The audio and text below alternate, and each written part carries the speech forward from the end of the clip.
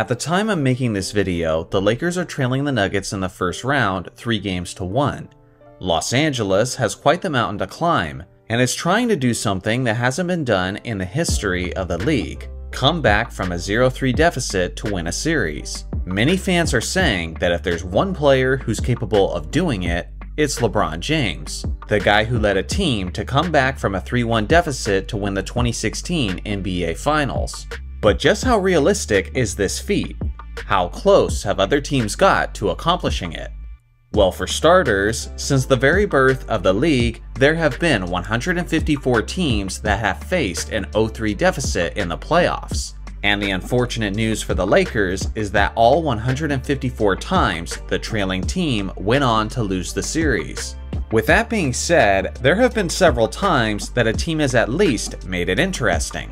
Of those 154 instances, only 15 times has a series been extended to a 6th game. Of those 154 times that a team was trailing 0-3, only 4 of those teams extended the series to a 7th game. The first of those 4 teams was the New York Knicks in the 1951 NBA Finals.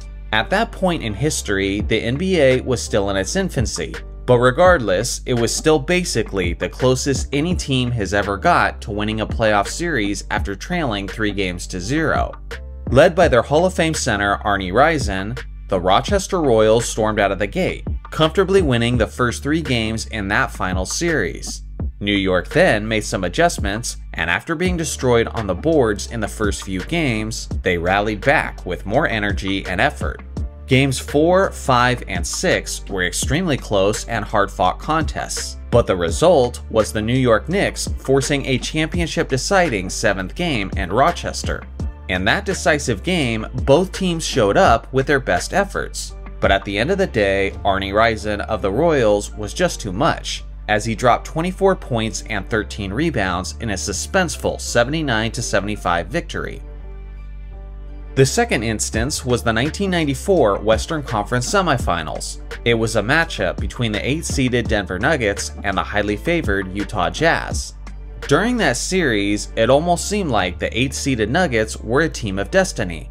They came back from a 2-0 deficit to defeat the first-seeded Seattle Supersonics in 5 games, completing one of the greatest playoff upsets of all time. A prime Dikembe Mutombo was insane during that series against Seattle, as he averaged 12 points, 12 rebounds, and 6 blocks over the course of the series. It was gonna take a similar effort for them to have a chance against Karl Malone and John Stockton. Thanks to a strong start from the mailman, Utah stormed out of the gates to a 3-0 lead in the series. This Denver Nuggets team was extremely resilient though, as they had the energy to match their will, because every single player on that Denver roster was under the age of 30.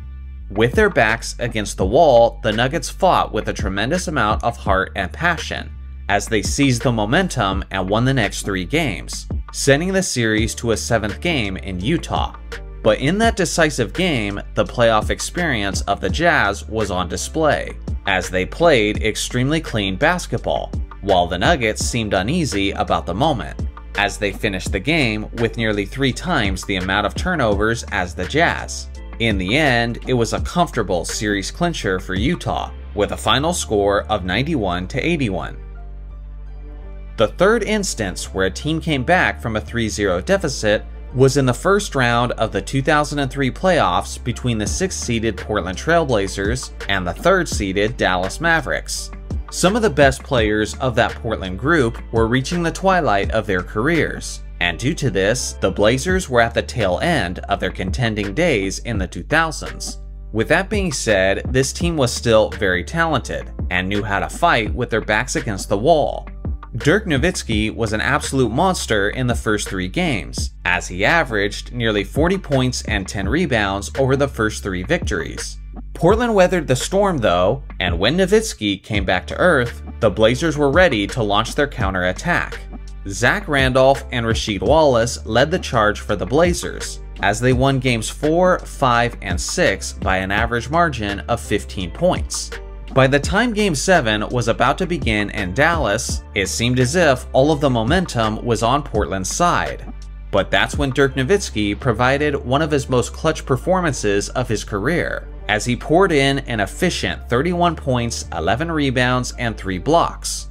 At the end of the day, Dirk was clearly the best player throughout the series, and as a result, his Mavericks won the 7th and deciding game by a final score of 107-95.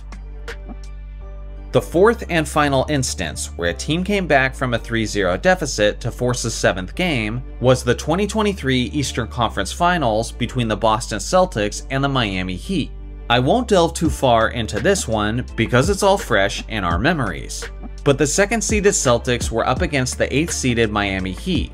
Jimmy Butler continued to shock the basketball world with his incredible postseason play and led his Heat to a commanding 3-0 lead. But then, Jason Tatum had his own strong performances, as the better-seeded team started taking the momentum of the series. It looked as if Boston was going to become the first team to complete the comeback, but unfortunately for them, the lights were brighter than they expected, and they imploded under the pressure, as the Celtics collectively shot only 39% from the field in Game 7. Ultimately, Miami won the game and the series with a 103-84 victory. So now that you know the history and just how close the teams have got, do you think we are finally witnessing history in the making? If not, do you think we'll ever see a team complete the comeback at some point in our lifetime? I look forward to hearing your thoughts in the comments section below. Thanks for watching as always, make sure to like and subscribe for more basketball content, and I'll see you guys in the next video.